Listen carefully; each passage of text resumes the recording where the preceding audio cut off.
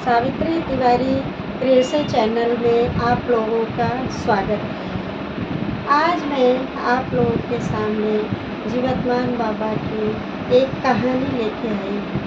ये कहानी गांव की है, दादी नानी के टाइम की कहानी है, जो कि हमारी दादी नानी हमें सुनाया करती थी। वो मैं आज आप लोगों को सुना रही हूँ। एक गांव था, उस गांव में एक माँ बेटी रहा करती थी। तो गांव में माँ बेटी रहा करती थी और जीवित्या का व्रत का टाइम आ रहा था। एक हफ्ता से पूरा एक सप्ताह से पानी बरस रहा था, बारिश हो रही थी, बारिश रुकने का नाम नहीं ले रही थी। अब माँ बेटी से कहती थी, हे बेटा, ये तो बारिश इतना हो रहा है कि बारिश रुकने का नाम नहीं ले रहा है। हम लोग कैसे गेहूँ धोएं, कैसे सुखाएं, कैसे ठेकुआ बनाएं, कैसे पूजा का सामान लाएं, कैसे व्रत की तैयारी करें, कुछ समझ में नहीं आ रहा है। माँ ने ऐसा बेटी के सामने टेंशन दिखाया। माँ बेटी बातें कर रही थी, तो बेटी ने मन ही मन सूर्यदेव से कहा, हे सूर्यदेव भगवान, आप ऐसा कुछ करो कि बारिश रुक जाए और हम लोग आपका पूजा का तैयारी कर लें, गेहूँ धो लें, सुखा लें, पूजा की तैयारी कर लें, सामग्री ले आएँ।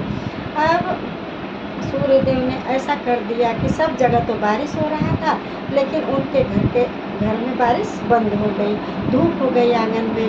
अब माँ बेटी ने मिल करके गेहूँ सुखाया और उसका जो है आटा बनाया, ठेकुआ बनाया, पूजा की सामग्री तैयार करी, सब कुछ किया और जा करके बड़े ही दिल से, सच्चे मन से माँ बेटी ने जीवतमान बाबा की पूजा करी, जीवित्या माई की व्रत रखी और पूजा किया। अब दूसरे दिन व्रत को उठना था।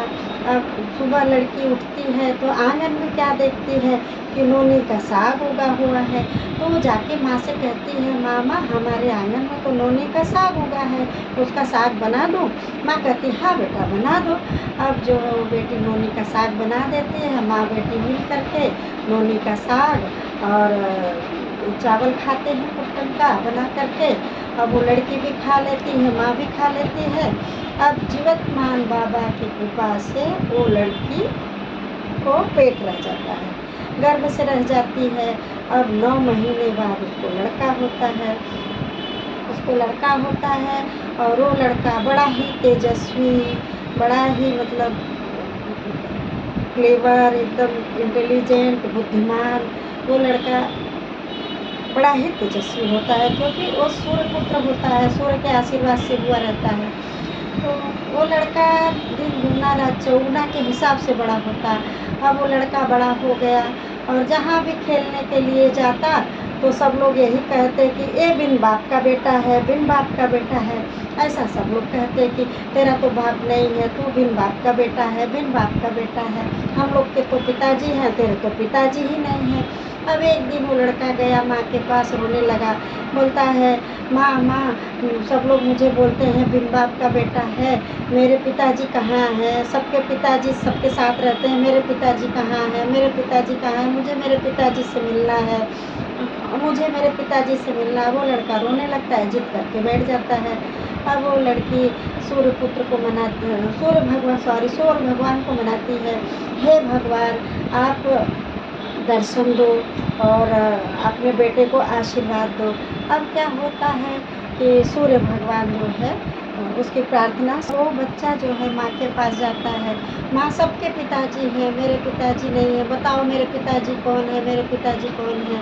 अब माँ जो है नर्वस हो जाती है और जाती है सूर्य भगवान को, हे सूर्य देव, आप आइए, दर्शन दीजिए अपने बेटे को, आपका बेटा आपका दर्शन करना चाहता है। अब सूर्यदेव जो है प्रकट हो जाते हैं आकर के और बेटे को दर्शन देते हैं, बोलते हैं, बेटा, मैं ही तुम्हारा पिता हूँ, तुम सूर्य पुत्र हो, तुम मेरे पुत्र हो।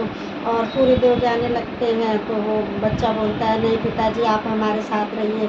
वो बोलते हैं, मैं तुमको आशीर्वाद दे करके जाता हूँ, आज से तुम्हारा नाम जीवतमान बाबा रहेगा और जब तक तुम इस धरती पे रहोगे तब तक तुम पूजे जाओगे। जो भी तुम्हारी पूजा करेगा, जीवतमान बाबा की पूजा करेगा, वो पुत्रवती होगा, उसका सुहाग अमर रहेगा। और जो भी माताएं बहनें तुम्हारी पूजा करेंगी उनका वंश आगे बढ़ेगा। इसी तरह से सूर्यदेव उस जीवतमान लड़के को आशीर्वाद दे करके चले गए और वो लड़का अमर हो गया। तभी से भारत देश में सभी माताएं बहनें जीवतमान बाबा का व्रत करती हैं और जीवतमान बाबा उसकी सभी इच्छाएं पूरा करते हैं। जो भी उनका व्रत करता है उनकी गोद खाली नहीं रहती है। इसी तरह से हे भगवान, हे जीवतमान बाबा, हे जीवतिया माई, सबका वंश बढ़ाओ, सबको पुत्र दो, सबका सुहाग अमर करो। जो भी आपका व्रत करे, पूजा करे, वो सबकी दिली इच्छा पूरा करो, ऐसी मेरी इच्छा है। बोलो जीवतमान बाबा की जय, जीवतिया माई की जय।